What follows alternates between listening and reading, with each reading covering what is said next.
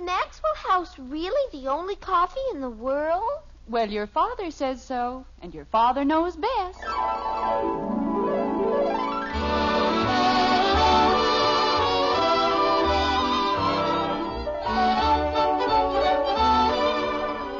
Yes, it's Father Knows Best, transcribed in Hollywood, starring Robert Young as father. A half-hour visit with your neighbors, the Andersons. Brought to you by America's favorite coffee, Maxwell House. The coffee that's always good to the last drop.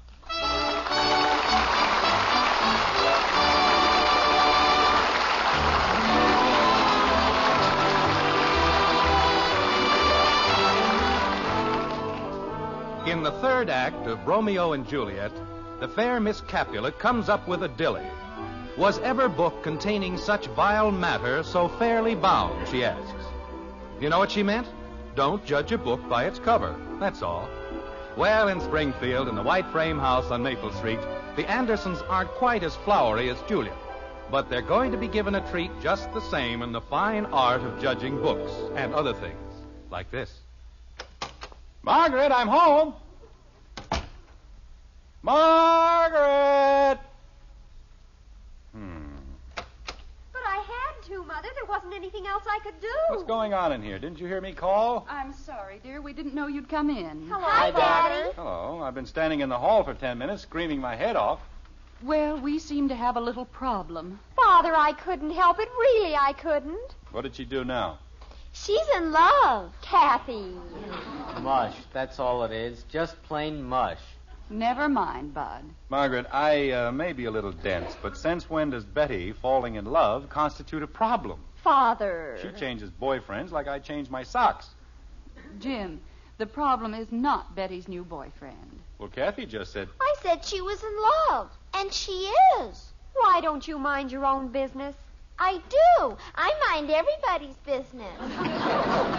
Mush, that's all it is. Mush. Bud, if that's the most you can add to the general conversation... Well, holy cow, Dad, I'm hungry. Well, we'll have dinner in a very few minutes, but not until your father knows what Betty has done. Done? You make it sound like I've robbed the bank. Has she? Father. And stop saying father.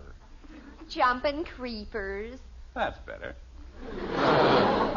Jim. Honey, give me the horrible details of Betty's latest crime, and let's eat. She invited the Van Nortons to Sunday dinner. Fine. Now, if it's... Who? The Van Nortons.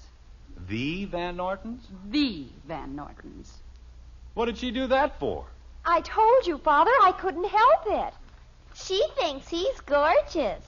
I do not. Oh, you told Janie Liggett he was. I never did. Kathy? Oh, you did, too. You took the phone into the hall closet, and you thought I couldn't hear. And you told Janie... Mother. All right, girls, that'll be enough. But, Father... I said that'll be enough. Daddy, Yes? she said he was gorgeous. Mush, that's all it is. Mush.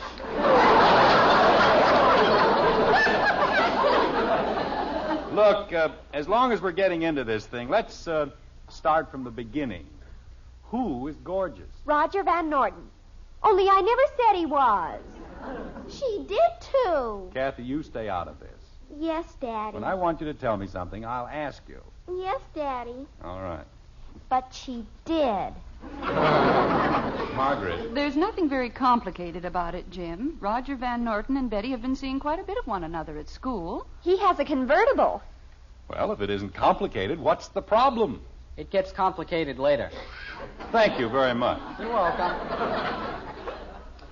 Betty invited Roger to dinner. Well, only because he said he thought it'd be nice. I see. He's the subtle kind. He's a drip. Mother, if you don't make them stop... Bud, when you have as much money as the Van Nortons, you can't be a drip. He's a rich drip.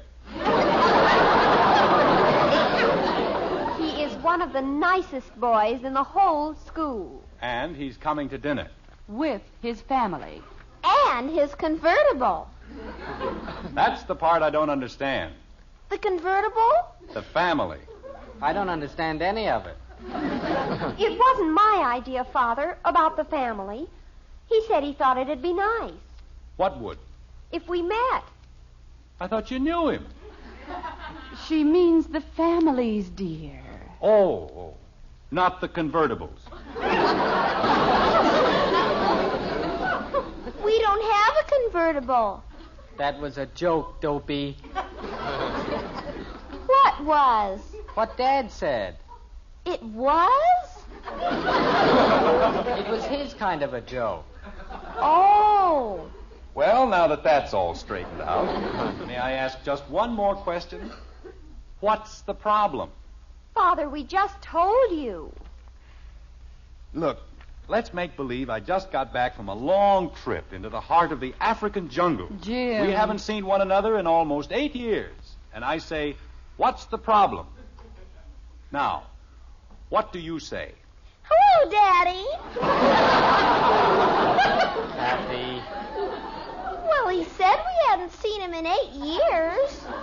Jim, it's really very simple. The whole problem is the rose chair in the living room. I think I'll go back to the jungle. Father, you've never seen the Van Norton's house. It has a swimming pool and a tennis court. I still don't and see... 6 bedrooms. What's that got to do with the rose chair in the living room? It's being repaired, isn't it? They brought it back today. All right. If they didn't do a good job, make them do it over. Well, they did a wonderful job, dear. It looks just like new. And it makes everything else look awful. Wait a minute. You mean because we have one chair recovered, we've got to have the whole house done over? Oh, no, dear. Well, Just the living room. now just a minute. If Betty wants to invite the Van Nortons over for dinner, that's all right. Bud. I'm as broad-minded as anybody. Just because the Van Nortons are the richest people in Springfield, that doesn't mean they aren't as good as anyone else. They might very easily be. The doorbell rang. But when you tell me I've got to have the whole living room done over, well, that's carrying things a little too far. Jim. The doorbell rang. As far as I'm concerned, the living room looks fine. And if anybody thinks I'm going to change it, they've got another thing coming. The doorbell rang. But it just needs a little paint. Bud, didn't you hear the doorbell? Sure. Well, what are you waiting for? Betty shook her head. Margaret, I don't know what's gotten into these children. I swear I don't. They don't even make sense. I didn't do anything. Bud, see who's at the door. Why blame it on me? I didn't shake my head. It was Betty. Jim, I think there's something you ought to know. I think there are a lot of things I ought to know. Father, promise you won't make a scene. About what? The decorator. What decorator? The one who rang the bell. You sent for a decorator? Mom, it's Mr. Worthington. Oh, dear. Tell him we'll be right in. Tell him to go away. Jim, please. Honey, I told you in the very beginning. Betty, why don't you and Kathy go into the living room and entertain Mr. Worthington? But I want to tell Father. I'll tell your father everything he needs to know. Now, go ahead. Come on, Kathy. Why don't we have everything painted black so it won't show the dirt? Stop touching everything. Now, Margaret, in the first in place... the first place, Jim Anderson, you've got to realize that we have a definite obligation to our children. I never said that we didn't, but... And when the recognized social leaders of our town show an interest in our daughter, the very least we can do is make the best possible impression. Well, sure, but... For her sake. Margaret, if we've got to get new furniture and repaint the whole house every time we want to make a good impression... No one said anything about new furniture. You said... And no one mentioned repainting the whole house. Then why did you call Worthington? He's the most expensive decorator in Springfield.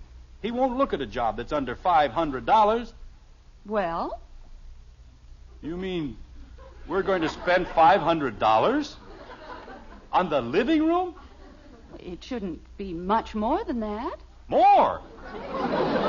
On one room? Jim, you have no idea how expensive good painters have become. Who's he going to hire, Michelangelo?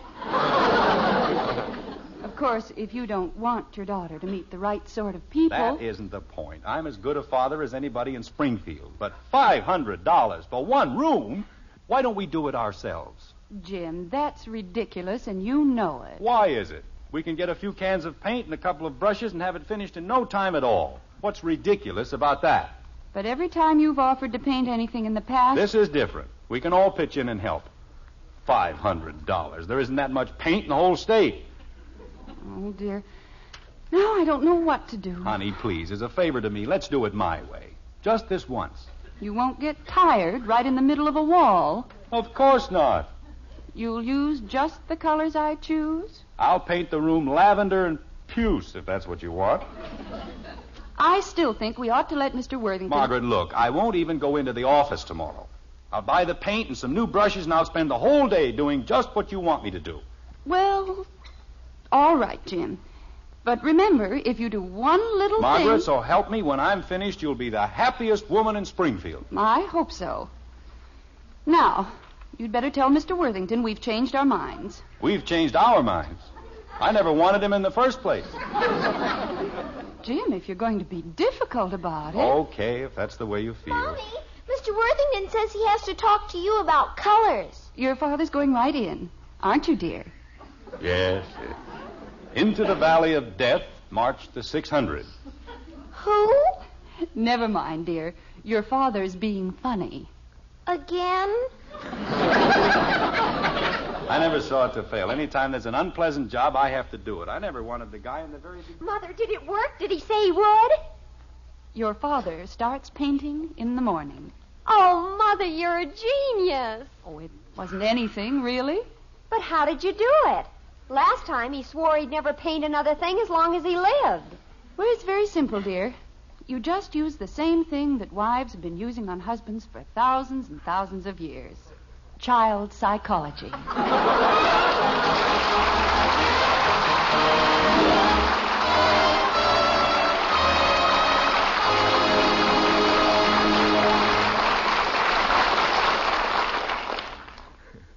When it comes to psychology, Mother may well be the family genius, but there are times when the man of the house is well worth listening to.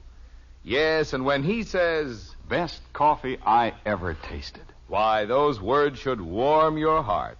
Because when it comes to coffee, that husband of yours has a mighty important title. Yes, ma'am, he's the world's greatest coffee expert. Of course, you might call us experts, too. More families do enjoy our Maxwell House than any other brand. But when you pour the coffee, the expert with the final word, he's your husband. And tomorrow, if you'll serve him Maxwell House, we're sure he'll beam and say, Best coffee I ever tasted. In fact, if he doesn't, we'll give you your money back. We're that sure. You see, no other coffee has that wonderful good to the last drop flavor. Because no other coffee has our famous Maxwell House recipe. A recipe demanding certain special coffees blended just so. That's right, no coffee tastes like Maxwell House because no coffee's made like Maxwell House. So tomorrow, get a pound of our coffee. Fill your husband's cup with Maxwell House. If he doesn't say, best coffee ever, why, just send us the can and unused portion, and we'll gladly refund every penny you paid. Our address is right on every familiar blue tin. That's our story. Tomorrow, then, won't you serve your expert coffee with the world's most famous flavor? Serve your husband Maxwell House coffee. Always good to the last drop.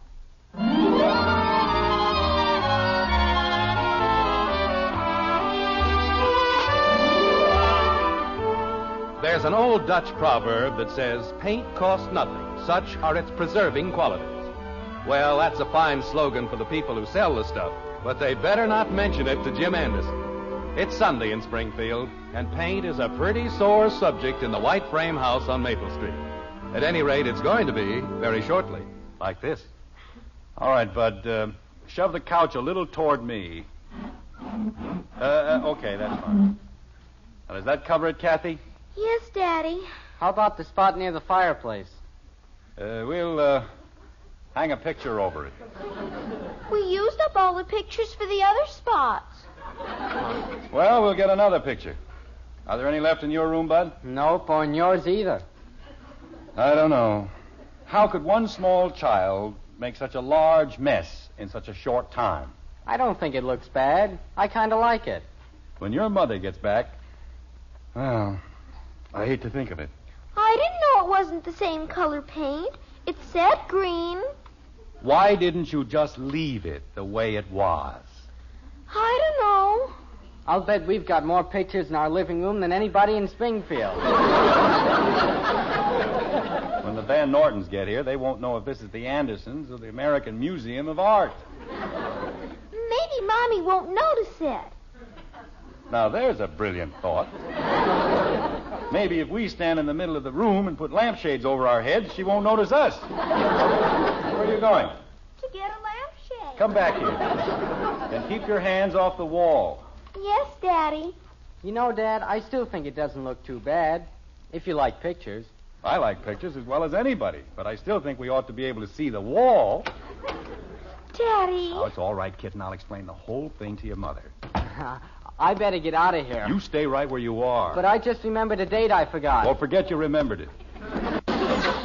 Jim, we got the loveliest flowers. Oh, that's fine, dear. We're in this together, and we'll stay in it together. Father, is the blue vase in the living room? Yes. Practically everything's in the living room. May I stand in back of you, Daddy? Please. Now, no one's going to hurt you, Kathy. Jim, you have never seen such beautiful flowers in your... Jim. Now, just take it easy, honey, and I'll explain the whole thing. You see... But you better grab some of these before they... sit down, Betty, while I tell you what happened. You see... My living room. What have you done to my living room? Well, why don't we think of it as our living room? Then it won't hurt you. Mommy's gonna spank me. A half hour. I haven't been gone more than a half hour, and look what you've done to this room. Oh, Bud, how could you? Me? Just because you don't like Roger Van Norton. Oh, Kathy, stop it. All I did was carry pictures and move furniture. Why blame it on me? Kathy, please. Now, will someone please tell me the meaning of this art gallery? I was just trying to fix it, Mommy. She made a little smudge, Margaret. That's all she did. A smudge? With her basketball. So she got a can of paint to touch it up. And that made another smudge. You mean in back of each of those pictures is a smudge? Well, not exactly. Some of them are drips.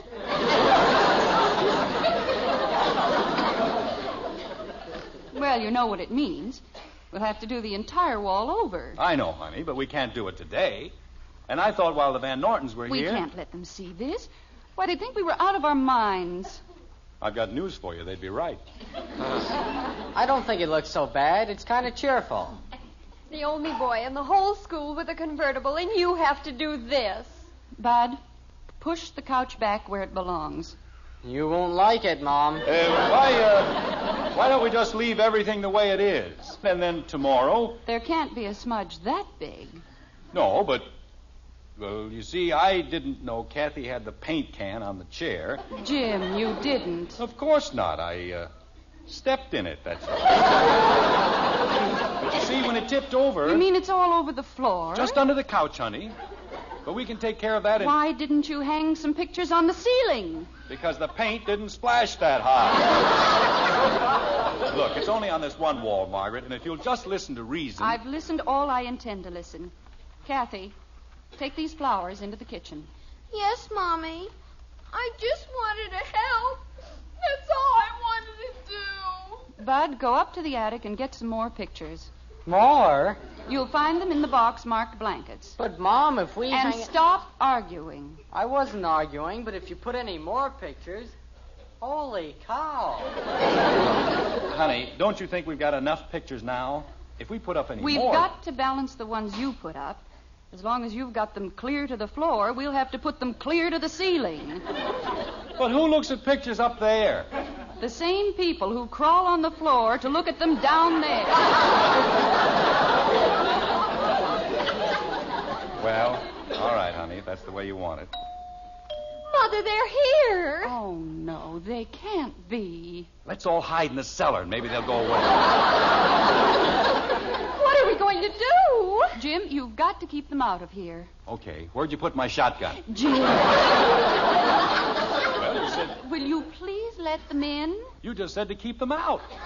Out of the living room. Oh, how do I do that? Take them into the den. Take them anywhere, but don't let them in here. Oh, okay. Come on, Betty. Mother. Go ahead, dear. I'll be in just a few minutes. Father, what if they go right in? Very simple. We'll just hit them over the head with a meat cleaver. Father. All right, Betty. Let's, smile. I wish I were dead. Well, hello. Hello, Mr. Anderson. Hello, Roger. Hi, Betty. Come on in. No sense standing out there in the cold. Oh, well, Mr. Anderson, we feel this is quite an imposition. It's no such thing. Why, we've been looking forward to seeing you. Go on in, Roger. No one's going to bite you. Hello, Mr. Anderson. Father, this is Roger. You know, I had a sneaking suspicion that's who it might be. Glad to know you, son. And I'm his old man. I suspected that, too. Well, now that we know who everybody is, let's go someplace and sit down. Just let me have your things, and we can all go into the den and be comfortable. Roger, why don't you help Mr. Anderson like a good boy? Mom. Oh, I keep forgetting. He isn't a good boy anymore. He's a young man. Well, whatever it is, let's go sit down.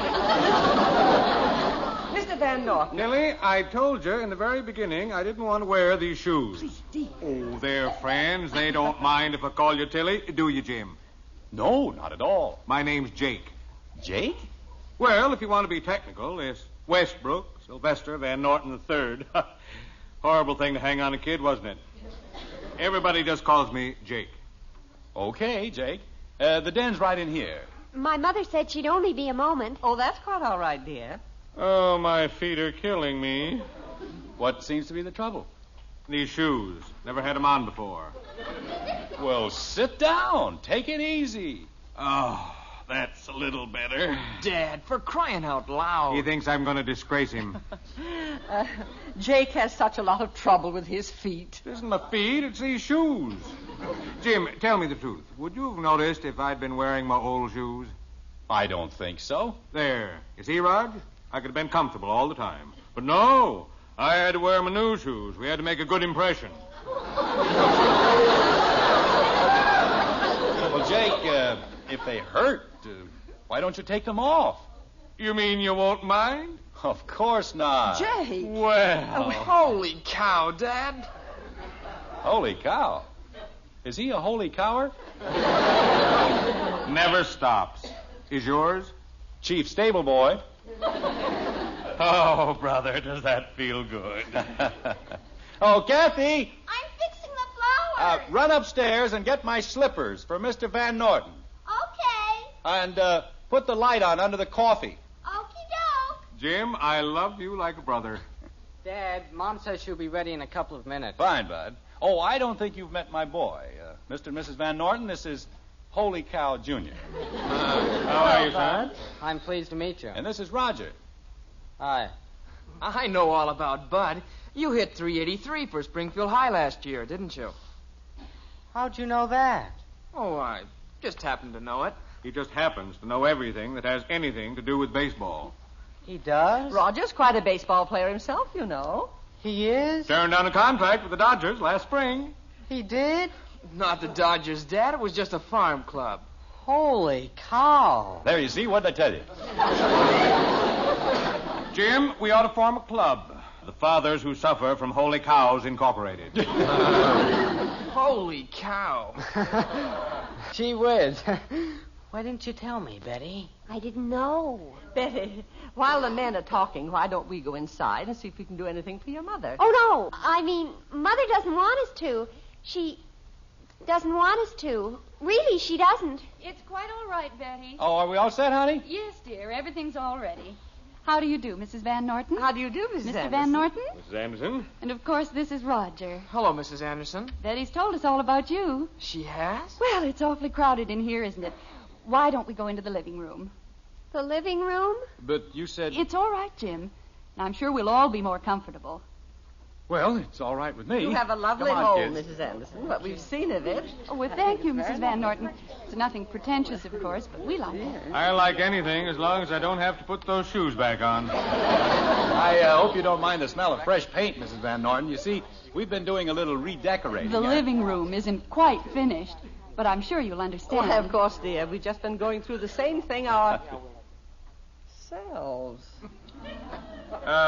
Nice looking room, isn't it, Tilly? Gosh. Oh, Mother. Look, Jake, as long as we're going to be friends, I might as well tell you... Mrs. Anderson, I'm going to ask you a very personal question, and I hope you won't be offended. Why, not at all. Have you ever heard of a decorator named Worthington? Well, yes. Matter of fact, he was here just a few nights ago. That's what I thought. But we felt that... Mrs. Anderson. Tilly, it isn't important. It most certainly is. I paid Mr. Worthington $1,000 to decorate my living room. Well, that's very nice. And he did mine exactly like he did yours. Oh, no!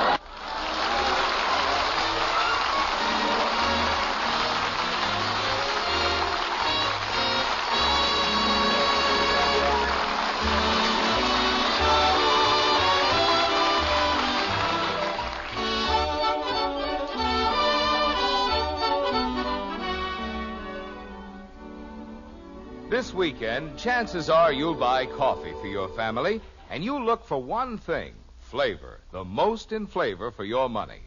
So take home the one coffee famous for flavor above all others. Take home a pound of Maxwell House coffee. Then put it up to the world's greatest coffee expert. Yes, pour a cup of Maxwell House for your husband. He's the #1 expert on coffee. When he smiles and says, "Best coffee ever," you'll know Maxwell House has the flavor.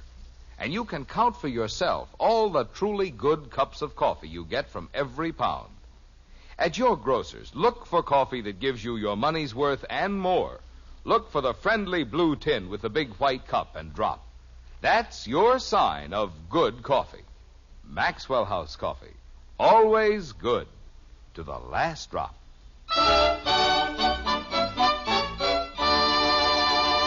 Ladies and gentlemen, this is Robert Young. Tonight I've been asked to tell you something about the American economic system. And that's rather difficult, because what can I tell you about a subject like that? You are the American economic system. You're the flesh and blood and bone of a country that works better, plays better, and lives better than any other country in the world today. Farmer, merchant, butcher, baker, we ask only that you appreciate your magnificent past and recognize the infinite possibilities of your future. Write to Box 10, Times Square Station, New York City, for the free booklet, The Miracle of America. Learn how a great country can be made even greater by your cooperation. Thank you, and good night.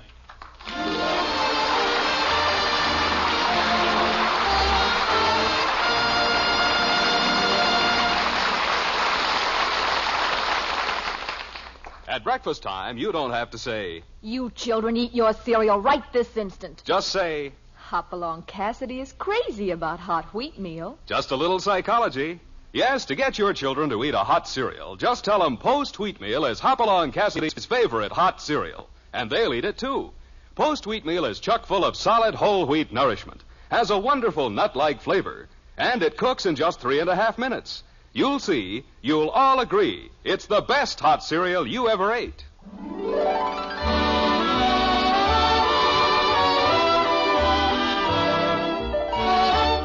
Join us again next week when we'll be back with Father Knows Best, starring Robert Young as Jim Anderson, with Roy Boggy and the Maxwell House Orchestra, and yours truly, Bill Foreman. So until next Thursday, good night and good luck from the makers of Maxwell House, America's favorite brand of coffee. Always good to the last drop. Father Knows Best was transcribed in Hollywood and written by Ed James. Now stay tuned in for Dragnet, which follows immediately over most of these stations.